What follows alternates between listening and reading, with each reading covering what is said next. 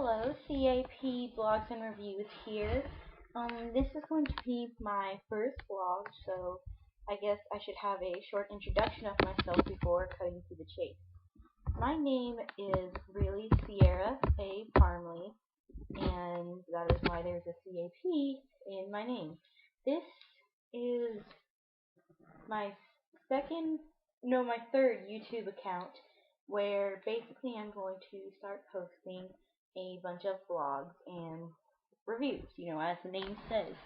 Clever, right? Well, the first review I'm going to do is on Disney's latest film, Tangled, or as most of you may think of it as Rapunzel.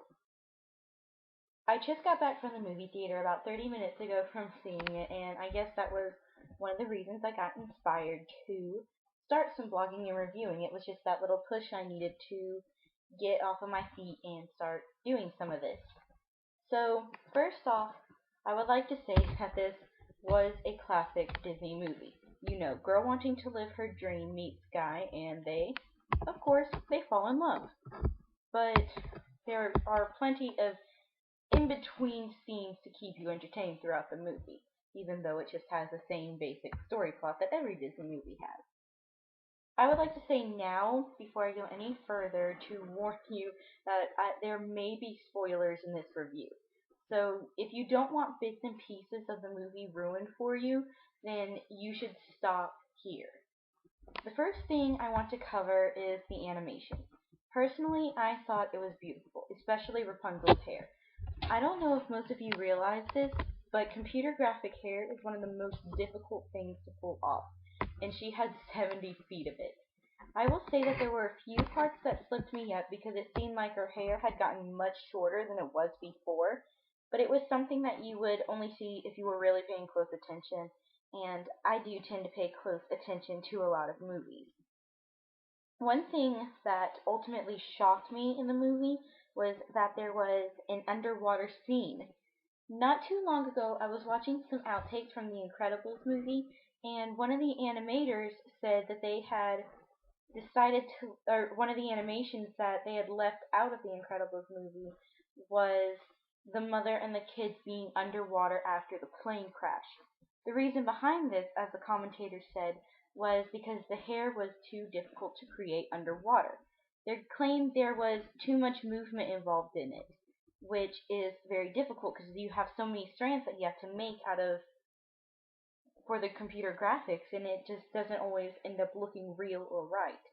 Granted, that was a few years ago, and we have progressed in a lot of technology, so some of that technology to make the hair not look stiff and fake underwater has probably come to us by now, but it was something I was very impressed with.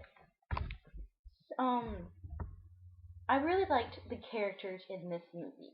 If you have noticed before, a lot of Disney characters have the same personality traits, or little bits and pieces of their faces or bodies resemble other Disney characters. Like, if you look at all the Disney princesses, all of their faces pretty much look almost exactly the same, but with very subtle differences. But in this movie, each character had their own personality traits and their own facial features that you could identify them with. I was glad that each had their own personality rather than them being much like other Disney characters, which really makes me feel like Disney is just cloning characters all the time. Something that didn't change though was that the animals kind of stole the movie. About 99% of my laughter during the film was because of Pascal and Maximus. They were just hilarious. Pascal's favorite thing to do seemed to be tormenting Flynn. He just really liked to pick on the poor guy. In the beginning, it seemed like Flynn was actually a coward, not your average brave Disney hero. In fact, Rapunzel knocked him out and stuffed him in her closet at one point to prove to Mother Gothel that she could fight and handle herself in the outside world. It was so funny because whenever she opened the closet after Mother had left, he just fell flat on his face, and it cracked me up so bad. Another thing that I really liked in this movie was the music. There were some great musical numbers. My personal favorite was I See the Light, sung by both Rapunzel and Flynn. The two of them had beautiful voices, though at the time Flynn's voice got a little raspy at one point, and I'm not sure if I really liked that, but I'm not complaining because my personally, I think that Flynn has a really great voice. Like it's one of those voices that you just want to whisper in your ear or something like that. Yeah, I'm a total fangirl about nice voices. Um, but I did like the song itself, but I think one reason why that song became my favorite in the movie was because while it was on, two little girls who were sitting up in the front got up and started dancing. It was like too cute because they were both wearing princess costumes and everything. Um, Something that absolutely cracked me up in this movie was a confession that Flynn had for Rapunzel. You remember that underwater scene I told you about? Well, what happened was Flynn and Rapunzel accidentally broke a dam and sent water coming out like this giant wave just coming towards them. They ended up getting trapped in this cave that they thought there would be an exit for, but there was no exit for. And the cave had been sealed up, so water was basically filling up into the thing, and they had no way out of there. Their faces were about to go under the water when Flynn suddenly blurted, "My name is Eugene. I thought someone should know." I'm sorry, but it cracked me up that his real name was Eugene. So, if any of you out there have the name Eugene, I am so sorry that I find that name to be funny. It just seems like it's such an old person's name. Like, I would never name my kid Eugene because I wouldn't be able to look at my kid ever with a straight face.